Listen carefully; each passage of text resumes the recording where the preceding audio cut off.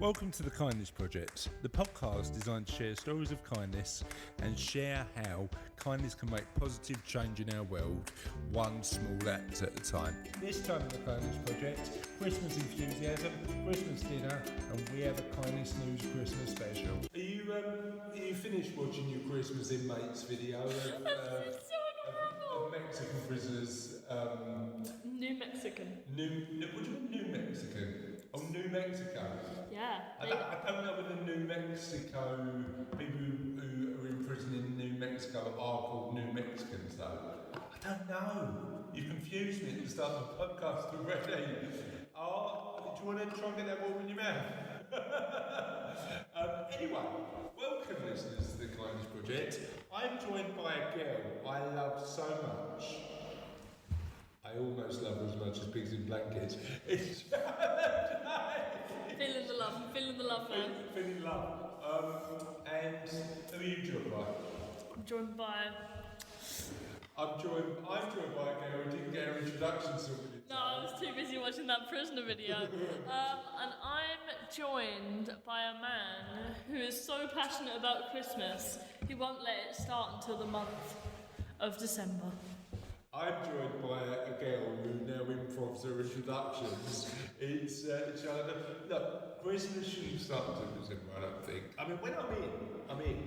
When Christmas starts, I am 27%. 127.2 enthusiastic about Christmas. But like when you're busy doing other stuff, you can't be too enthusiastic immediately. You've got to do the other stuff. As enthusiastic as you want. Oh, you could do, yeah, potentially. But yeah, I am now confused about the Christmas period. Yes. So I'm into it. I'm excited. We're recording Christmas episodes of the Kindness Project back to back. I am absolutely there. Last one. But I think we should stop talking about pigs in blankets. Because when will we ever talk about pigs in blankets?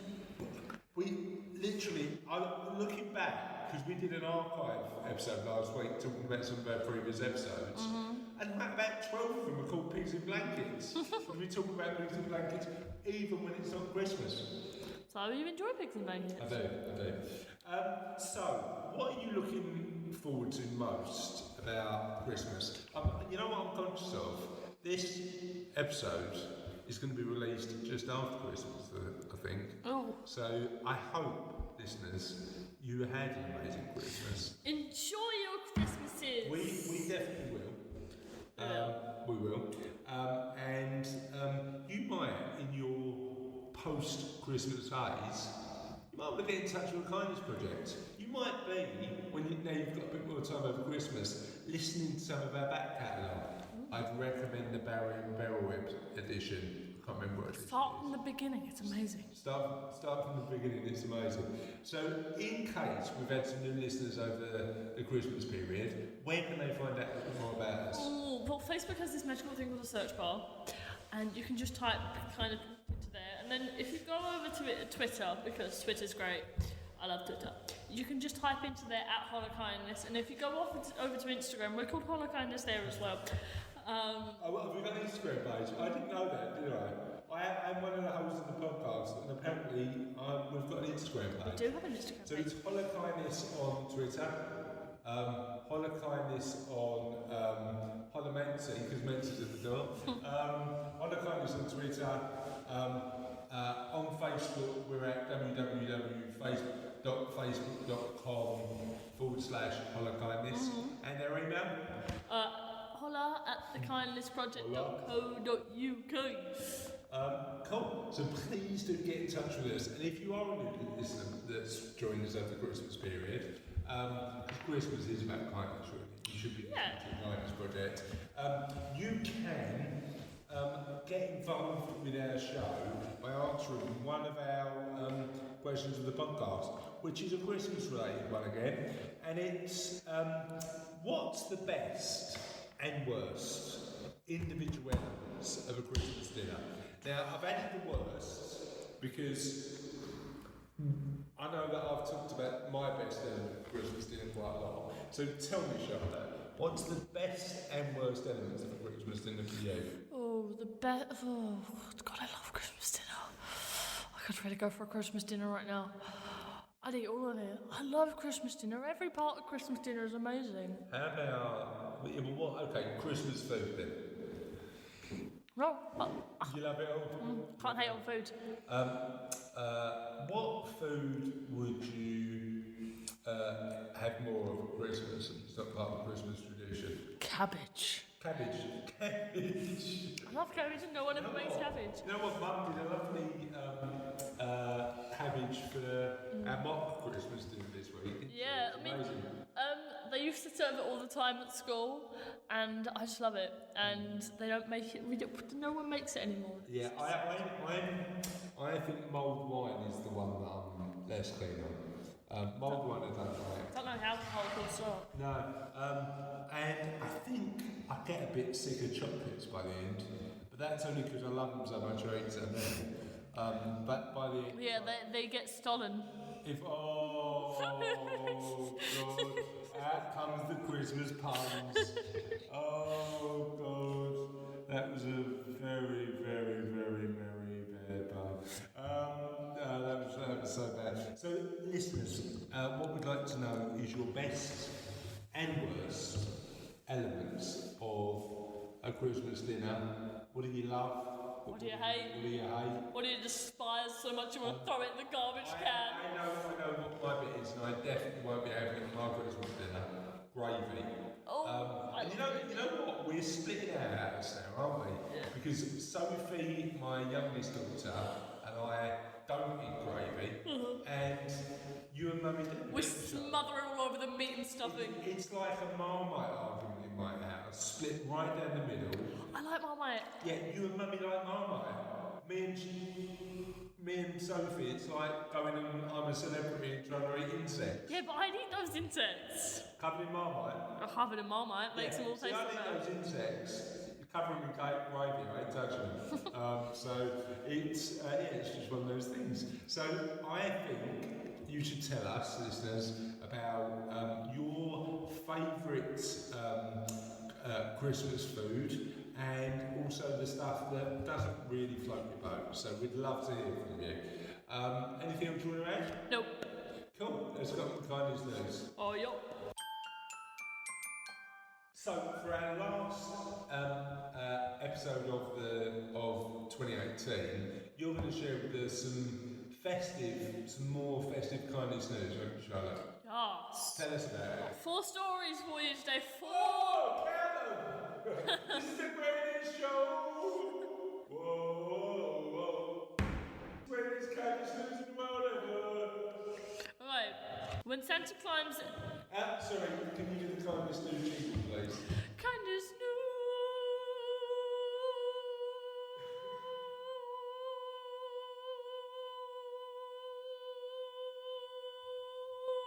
Stop.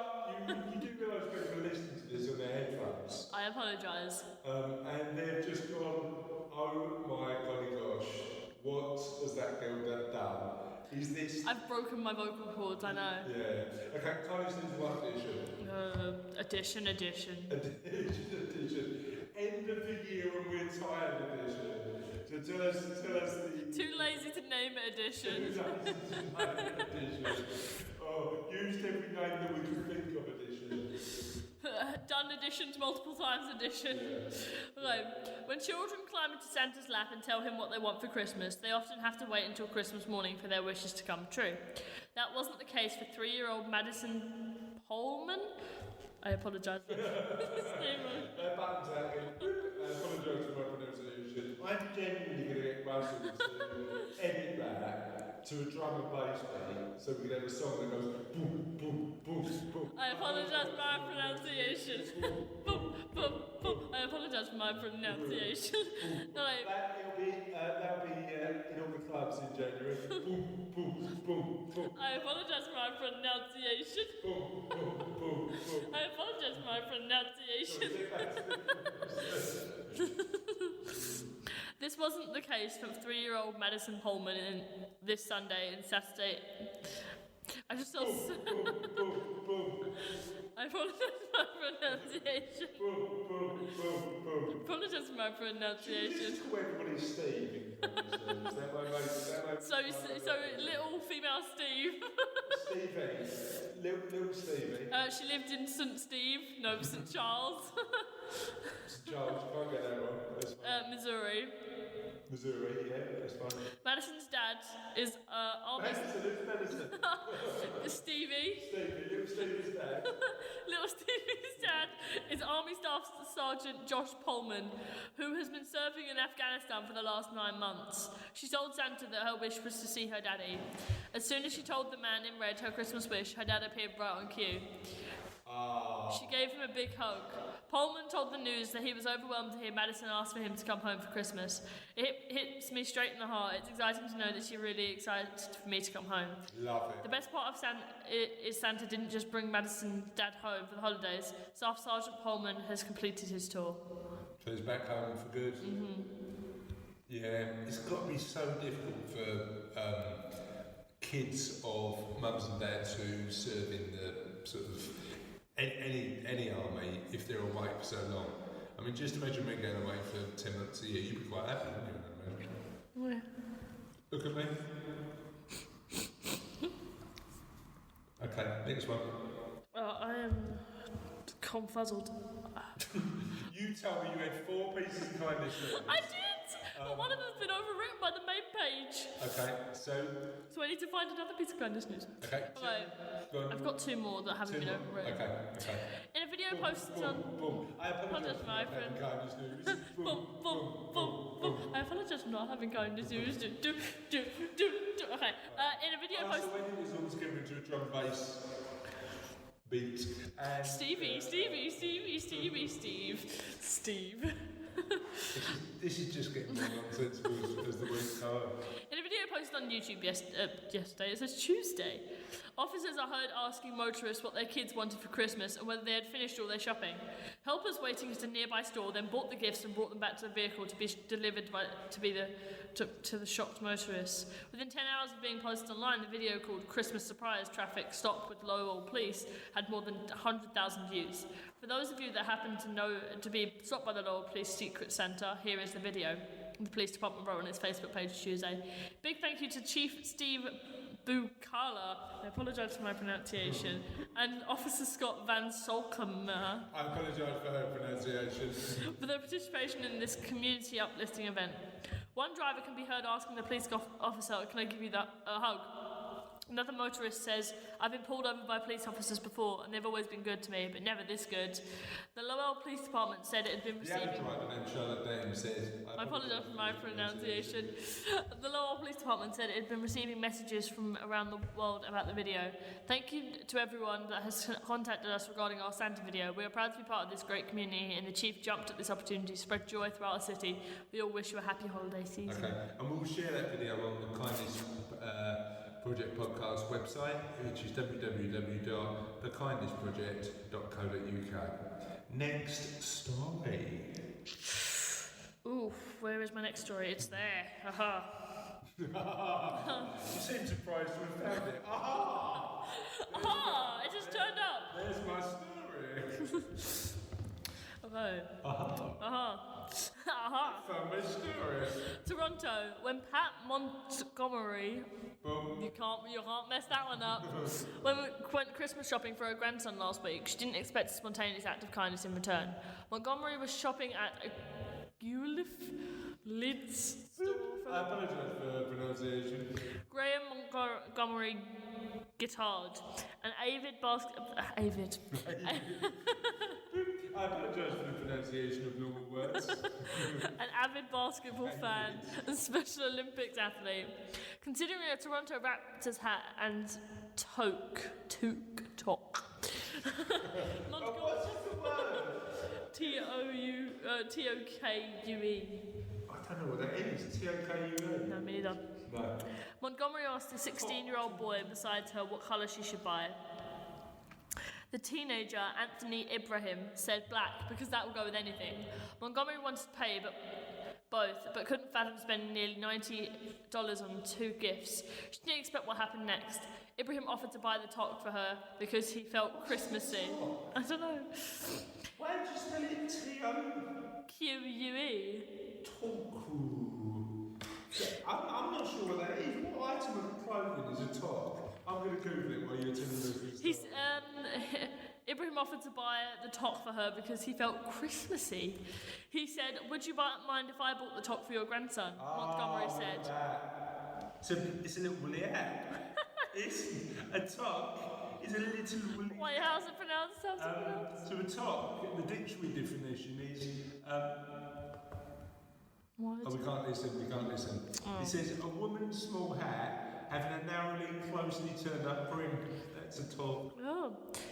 It's amazing, of course. It's just something that doesn't happen to an old lady, especially when a young man does something nice for an old lady. Don't you think it's wonderful?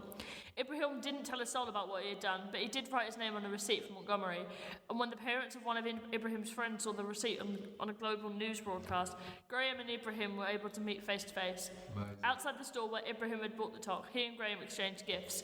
Ibrahim had bought Graham a basketball, and for Ibrahim, the first medal Graham received is a Special Olympics basketball player. And there was one more surprise for Graham and Ibrahim. The Raptors will host the pair along with 2 guests each at the team's Jan 18th game. As the holidays draw near, the Christmas spirit is prompting multiple acts of kindness like this. Food Network host and chef Laura Calder recently posted a video on YouTube of her conducting a group of opera students on a TTC subway train for a flash mob caroling session. You know what? Flash mobs. I used to flash. Oh, it's her. Flash mobs used to be. You love a food show, don't you? I love a food show. Yes, I love Food Network. So flash mobs used to be more of a thing a few years ago. I think we should bring flash. Maybe we should sort out a kindness project flash mob. Yeah. What do you reckon? Yeah, it sounds festive. So what are we going to do? I apologise for not putting down it. Yeah, we can do a flash mob to the drum and bass rhythm or... I apologise for my pronunciation. So, is that your last... That's my last one. News? And the last kindness news of the year. Dun, dun, dun. Shall we get to the end of the show? Let's go. So, it's the end.